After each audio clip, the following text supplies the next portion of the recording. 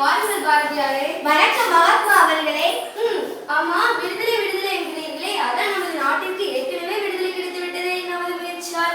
அதில் நீங்களும் தானே இருந்தீர்கள். பிறகு எதற்கு விடுதலை விடுதலை என்கிறீர்கள்? ஆமா, ஆனால் ஆனால் என்ன ஆனால்? கூறுங்கள்.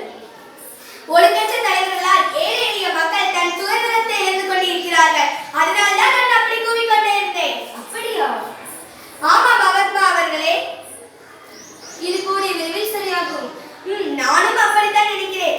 சரி, நீங்கள் ஏதோ சுதந்திர போராட்டத்தில் நான் மட்டும் போராடி இந்தியா சுதந்திரம் அடைந்ததாய் பேசுகிறீர்கள். நீங்கள் தான் பெண்கள் சமுதாயத்தில் நல்ல நிலைமையில் இருக்கவும் உங்களுடைய கவிதைகளாலும் பாட்டாலும்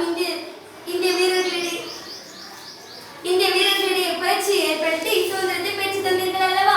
அதைத்தான் சொன்னேன். நீங்கள் மட்டும் அகிம்சை வழியில் போராட்டங்களை நடத்தி நம் நாட்டிற்கு சுதந்திரத்தை பெற்று தந்தீர்கள் அல்லவா? போதும் போதும், நமது முயற்சியால் சுதந்திரம் பெற்றோம். போதுமா? மாணவர்களே, நீங்களும் ஏழை எளிய மக்களின் முழு உரிமைக்காகவும் முழு சுதந்திரத்திற்காகவும் போராடுங்கள் விடாமுயற்சியுடன். சரி பாரதியாரே, மீண்டும் சந்திப்போம். நன்றி, வணக்கம்.